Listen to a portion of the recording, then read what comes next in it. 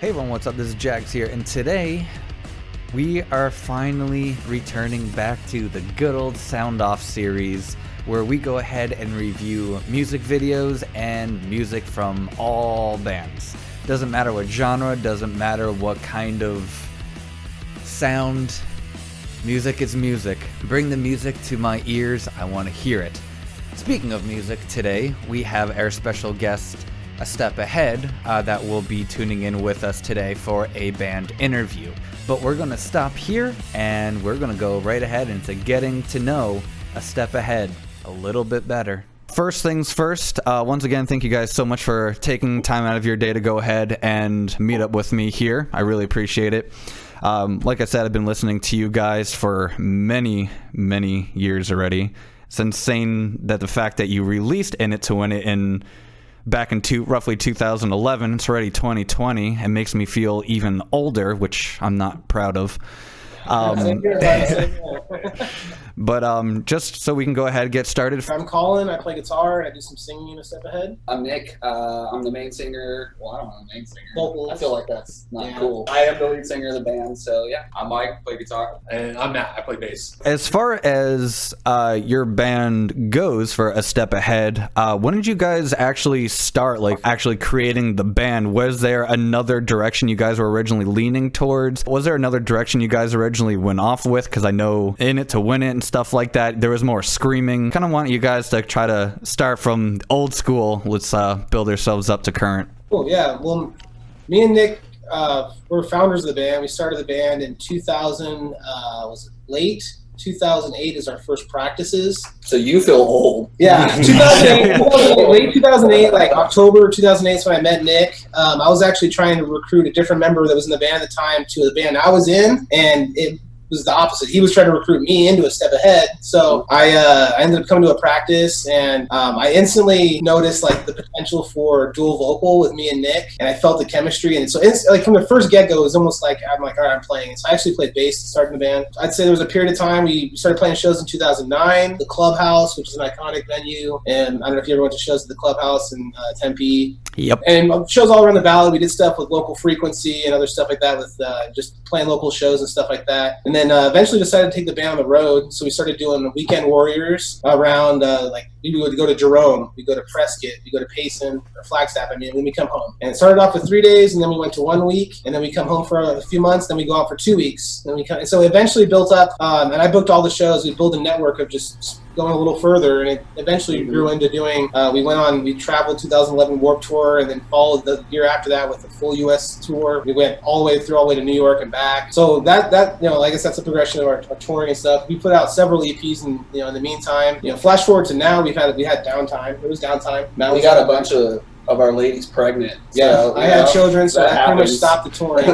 Yeah, I booked the tour once I wasn't able to tour. We were in it to win it, as you would say. Real quick, to go back to what you were saying is like, did we always want to start as pop punk? In the beginning, we were all in different types of bands where that's alternative. I was in a grindcore band, believe that. Oh, wow. And, I toured with the Number 12 Looks Like You, right, way back in the day. But we just wanted something different. And I remember sitting there listening to like 4 Years Strong when that album came out. What was that album? Rise or Die Trying. Rise or Die Trying. And I was like, this is it. This is what I need to do. And I just felt like a really strong connection to that. That was something that, and that's when A Day to Remember was starting to get their stride and all those things. And I remember being like, I love this. I love the heaviness, because I was still partial to metal.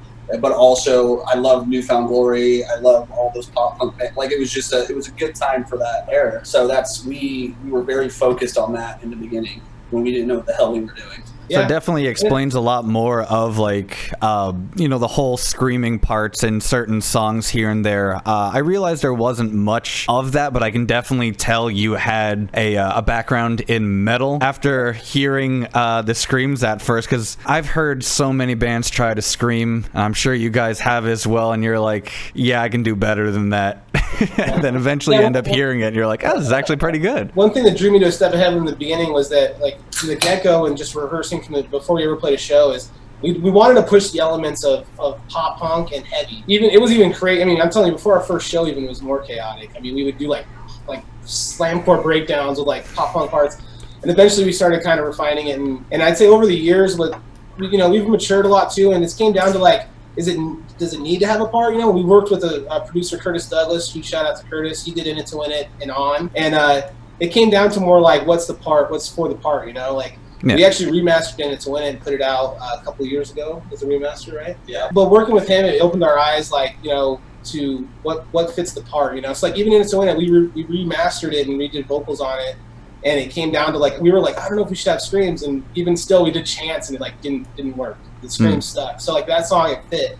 But from going forward, we kind of just took a different approach to writing the songs. So it just never really fit in places in those songs. So we're not opposed to doing it again, maybe, but it just really comes out what fits the song we're working on and where we feel like that. You know, I think it's needed. I think in the future, I would like heavy elements. I do. I mean, you know, it just hits different when you get that like heavy feeling part. Oh, definitely. I love that. So I think at some point we might do something a little heavier. You can come back around. Not necessarily screaming, but I think, you know, just a little nostalgia to throw back in some of our music. Yeah. Now, obviously, what we're here for is more along the lines of the song that you guys wanted me to go ahead and review for you guys, Kicked in the Face.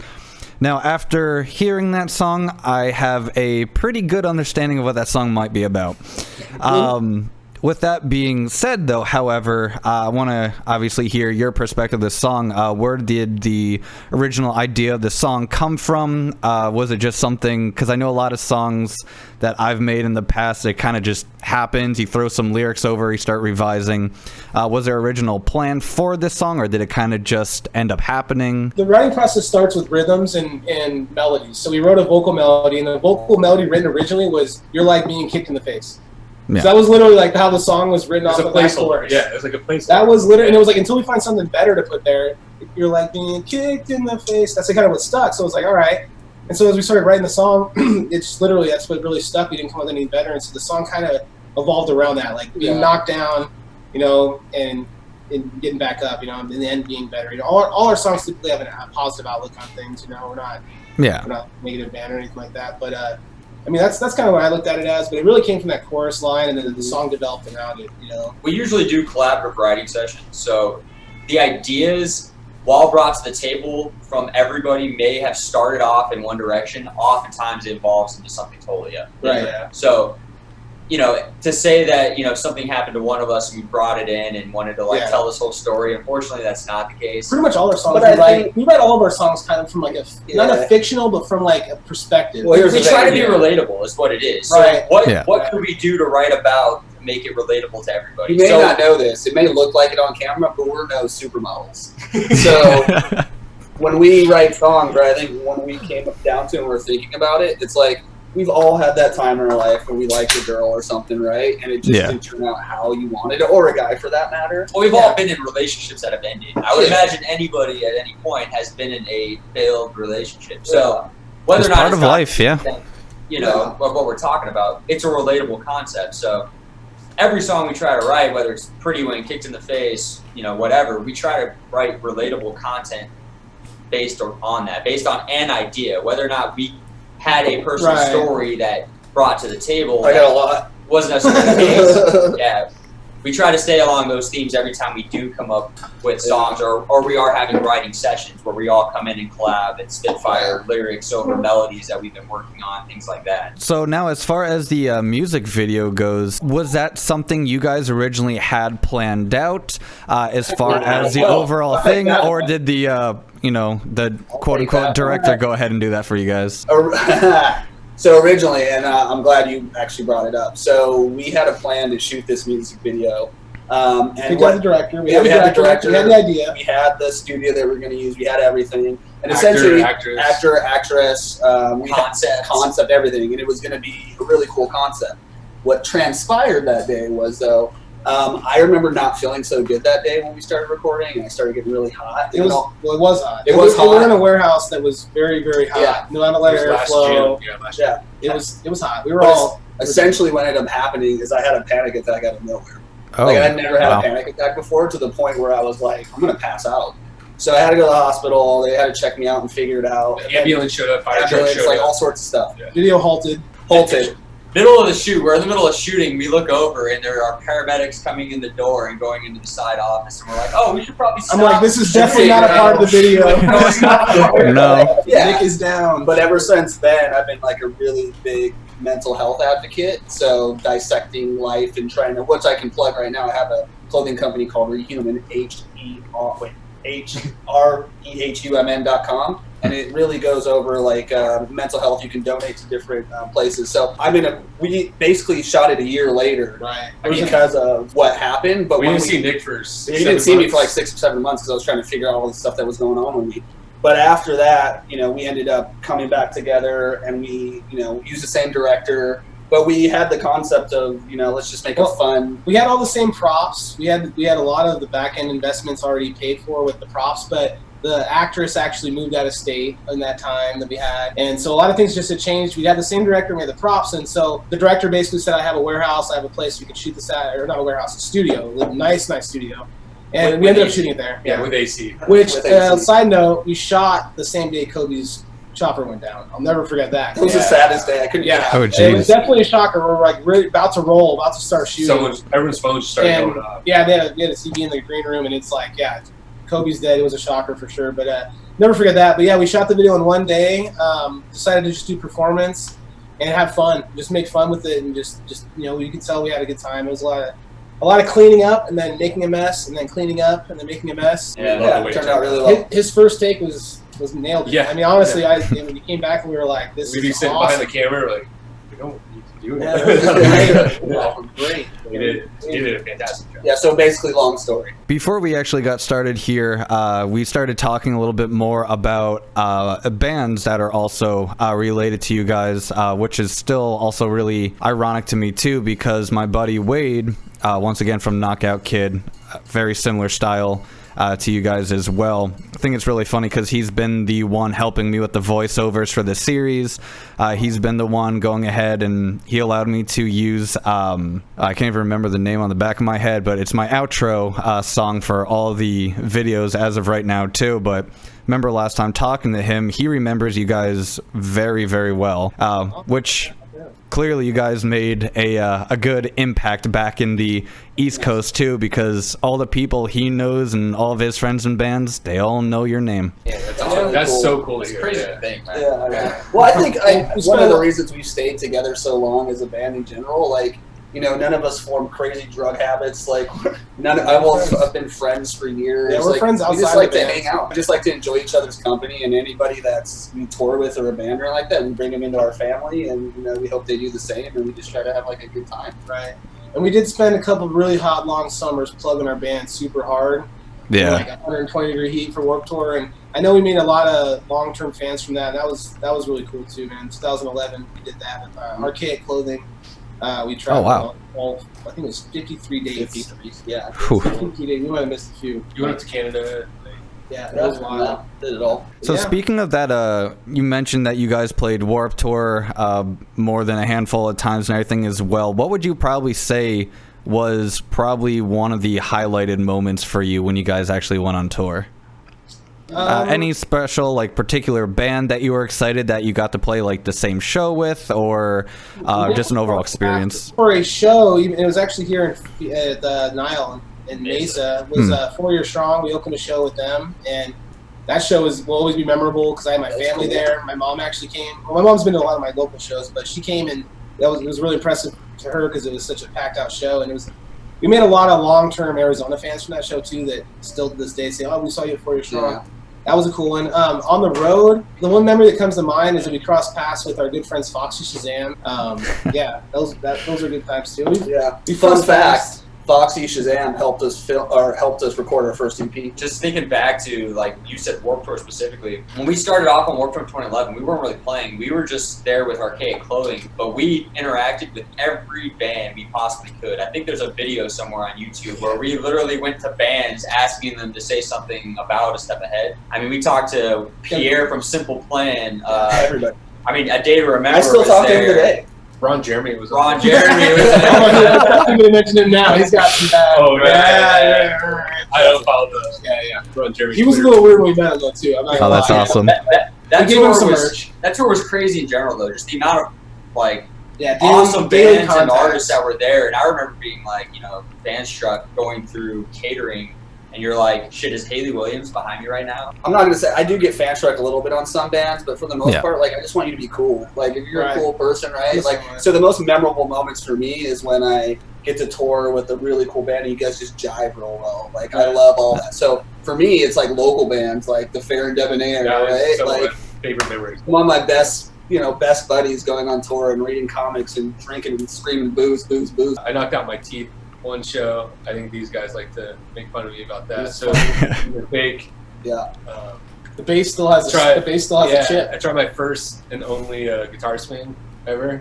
I had a feeling I had to do something with a swing. I was just feeling it, man. Oh, it was a month before we got home. Yeah. Yes.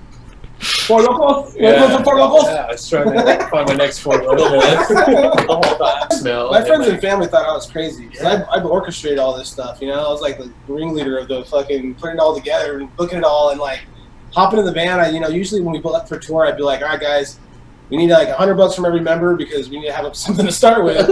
And then we'd start with that, man. But one thing, the reason what kept us going is whether there was 5 kids there or 100 kids there or whatever at the show, the one thing I will say is if there was 5 kids there, the bands were always supporting us. They would buy merch. So the reality is like no matter what, we would always end up getting to the next city and we'd always have money. Like we continued because we were able to contain, or sustain, I should say. Yeah. So like I give a shout out to all those bands we like shared stages with, the local bands that you put on those shows. Because like I said, we show up and there were like, some shows were fantastic. You never knew what you were gonna get. That's what I loved about tour too. Is you spend all day going to a destination, you find the destination, and you don't know what to expect. I would communicate with the promoter or the bands putting it together and try to like keep contact with them to make sure they weren't like slacking.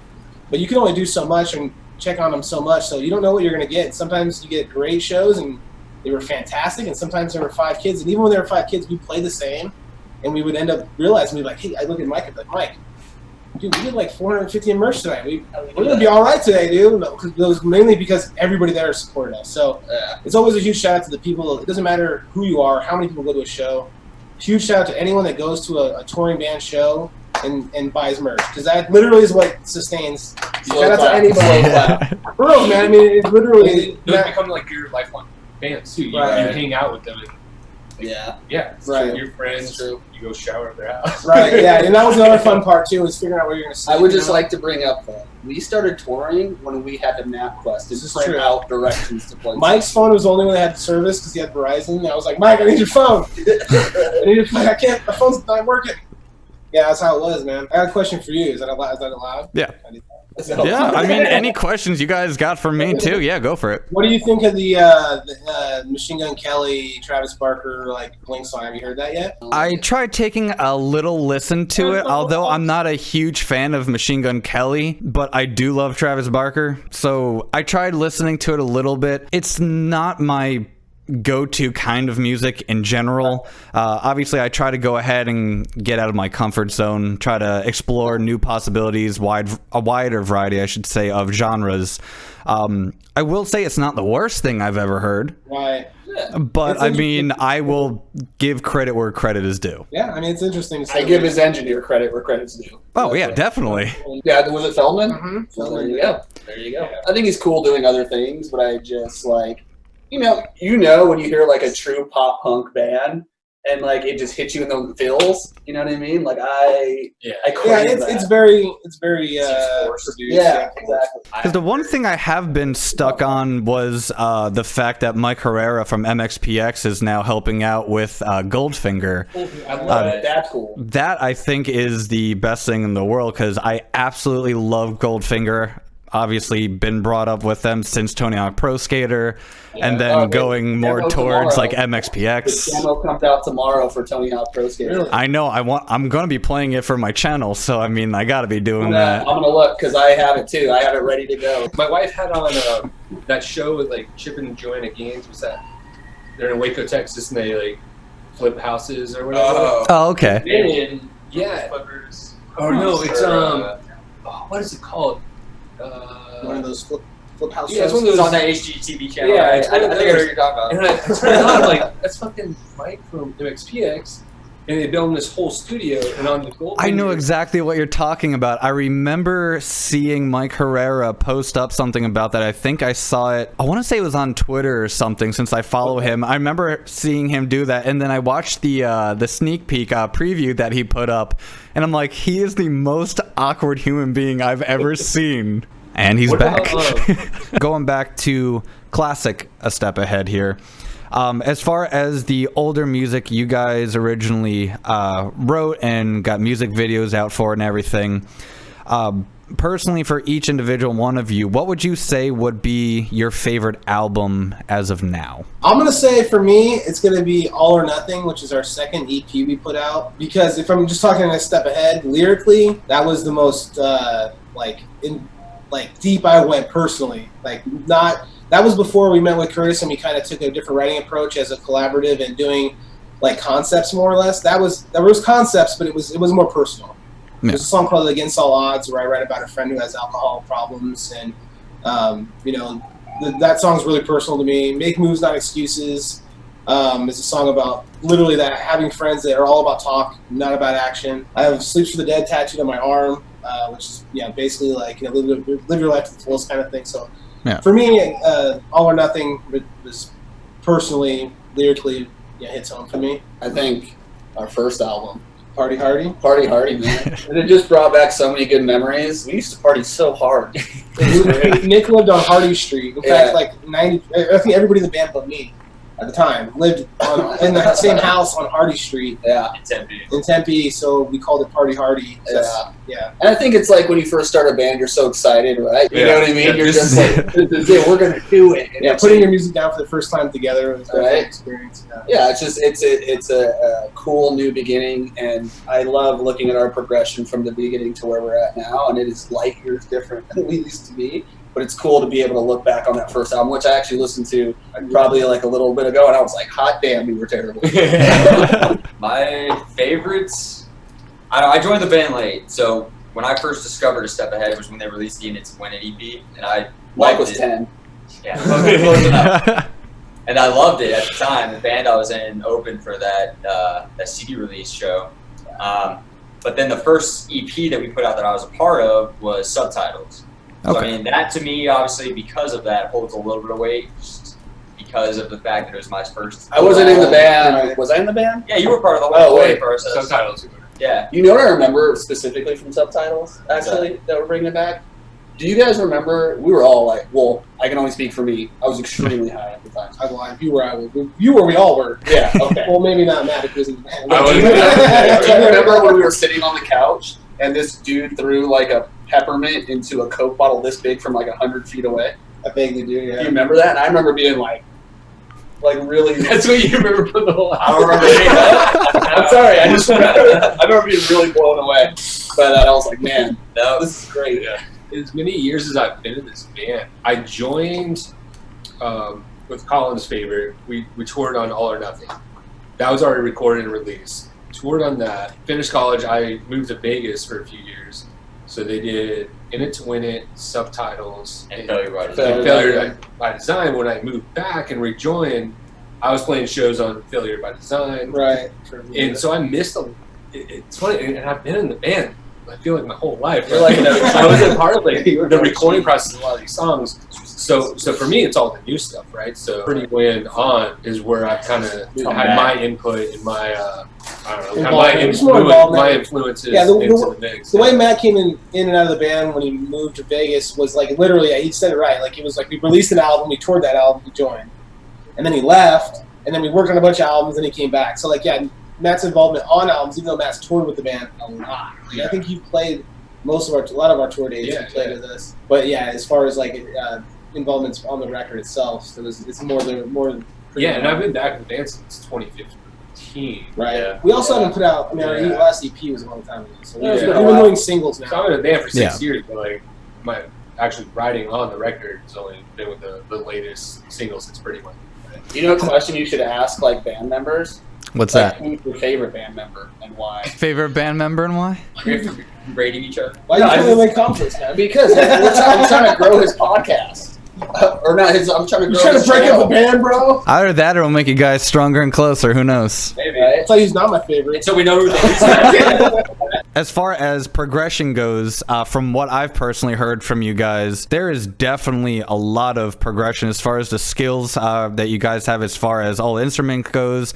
Obviously, for vocals, you can definitely hear everything has become a little bit more relaxed. It's definitely smoother. There's a lot more vocal techniques I've been hearing from you guys personally that really stand out, especially when I was listening to Kicked in the Face. You know, it's funny because before I listened to that song, before I asked you guys what song you guys wanted me to review, I've been stuck on more of a metal kind of post-hardcore kick for a while, and that's all I was listening to for maybe, I don't know, a little over a year and a half. There was no pop punk music whatsoever, so I kind of fell away from my roots, I guess you could say. And it was really funny because the very first pop song I got back into listening was your song, so it's coming back to like nostalgia almost for me. And being able to hear that, it was a little different for me at first because, like I said before, I listened to your older albums back from 2011, 2012, and I haven't listened to you guys in quite some time. And then hearing this, I'm like, is this really the same band? And I went ahead, I listened to everything again. I was like, this is, I mean, I loved your early stuff too, but the way you guys like progress and the way you are now, everything is like, you got everything down to a T. And it just sounds so much It's unfortunate better. it took a hiatus to get to that point, but when we finally came back, yeah, we try to make sure we came back strong and did things the right way and didn't waste money the way we used to. Well, Step Ahead wasn't a thing for what? Well, and even Yeah. A couple of years. and even musically, when we went back into the studio to write Kicked in the Face and Pretty Wet and stuff like that, we wanted to go back to like, you know, early 2000s pop punk vibes, you know. Definitely. But then also be, you know, contemporary and stay modern and stay you know, like relevant. But that's cool to hear that from you, man. Like, Yeah, it's a really nice compliment. Really appreciate it, yeah. I think. I mean, bands don't hear that a lot either. That's the problem. Like, you guys work so hard. You've been doing this stuff for like you said, 10 plus years now. And it's just like, you know, a lot of bands don't get that positive reinforcement back. Because people are stupid.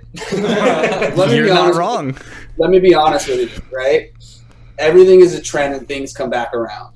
Yeah. That is the nature of who we are. That's the nature of the world, right? Yeah. So I remember those, like Newfound Glory, who I will always love, just like you have the tattoo, because they have stayed true to what their sound is. Right. And it's like people are finding them again, like you've never heard of them. Yeah. So personally, for me, I love the idea of going to late 90s, early 2000s pop punk where our song could be featured in 10 Things I Hate About You, right? You remember the time when there was a pop punk song, American Pie, that stuff where it tells a story. And I always loved that. So that is something that I think we'll probably always have like a little resemblance to, because really one day I want to be the score of the soundtrack of a movie. I think if there was a word of the day, the word of the day is nostalgia. I'm not even exaggerating. Since the last time you guys shot me a message, hey, review this song, I've listened to every single album in order. Dude, I appreciate that. thank Man. you. Thank you so much. And as bad as some of them were. Yeah. I won't say they're Sorry. If we're gonna dissect like music in general, like you look at pop punk nowadays, and this is just my opinion, it's not true for all pop punk, but it almost sounds like it's getting to that 90s like grunge, like I'm sad. It's very like emo-ish. punk man. is turning Like, a lot of pop punk is turning emo-ish. and I'm about putting out good vibes. I'm about being happy and putting out like cool things, because I think that's what we I think need that right resonates now. with people too. Yeah. Yeah, to me, pop punk has always been in my deep in my heart, man, because it gives you a mood, man. It gives you a feel, you know, and like you said, it has a nostalgia to it, you know. So Yeah. I mean, we've actually seen from Kicked in the Face in particular, from our video postings and stuff on social media, we've seen actually a lot of people saying like similar things, like it's bringing it back to 2000s. A lot of people that hadn't heard of, you know, the big pop punk bands in years because they listened to like, you know, Billie Eilish or whatever. Eyelash? Billie Eilish? I don't know, dude. That's what I'm saying, bro. I don't know. Like, Billie people listen Eilish, to yeah. You know, He didn't even correct himself. He doesn't even know. Billie Eilish, bro. Eyelash. Oh, that's amazing. Eyelash issues. Please leave that in. It just happens to be like mainstream radio is pop punk, you know, isn't really in the mainstream pop culture. So unless you seek out that music, which kind of brings me back to how streaming, I feel like, has just changed the game for so many artists. like I've looked at artists that I haven't heard in a long time, and some of them have no plays. Like I was like, what? You know, twice as many plays as this band, you know? And then some bands that are old school, like Finch and other bands might have a lot, you know? It's opened the door up for those old artists and other people to continue to listen to them, you know? You don't have to have a CD anymore, you know what I mean? That's what I mean. Yeah. You don't have to have a physical and tangible, like, CD or record or whatever. Although I like having it. You can... Yeah. Well, maybe it's just the old person. It's old school. Like I like. But the reality is now it's on every device. It's accessible everywhere. And you don't have to spend $1 a track. Right, exactly. You just have to spend $15. So I feel like it's opened a door for a lot of people, a lot of artists. So hey, let's ask you, what is your favorite Separate song? I think it would actually be a tie between This One's For You and In It to Win It itself. Those would probably be the two for that album. If we were to go up a little bit more towards your singles, I know I just listened to it today, but I already listened to it about like 5 times. Silence is Golden. It's so good. Thank you Thank you so much. Appreciate it, man. I mean, a song is good when you get chills down your spine and your eyes start tearing up a little bit. That's how you know you hit your audience. Like, just to wrap things up, just to try something new, do you guys have any questions for me by any chance? Anything as far as maybe, I don't know, what's coming in the future for other bands maybe? If you guys want to get in contact with other bands, maybe if you want to do something like we're doing right here, and maybe we can actually have a band-in-band conversation. That'd be a lot of fun. I not so much questions, but I do want to give you a compliment. And this was really nice. It was cool to do how you did this. I like your questioning. I like your energy that you're bringing to this. And I really hope that you're super successful with this and you continue to keep doing it, because I think what you're doing is really good. Yeah, this Greatly is fun, appreciate it. Yeah. We love doing this. Yeah. And you've been great, just kind of leading the conversation. Yeah, I mean, You've yeah. done a great job. Let's do it again, all right? But yeah, that is kind of all the time I do have here for today. I realize we've been already at this for about an hour and 22 minutes, which is, we're doing really good. So that exceeded my expectations. But once again, thank you guys so much for taking the time to do this here with me. And I will definitely be in touch with you guys soon again. Yeah, man, Thank you so much. Yeah, Thank you. All right. Take it easy. Take it easy, guys.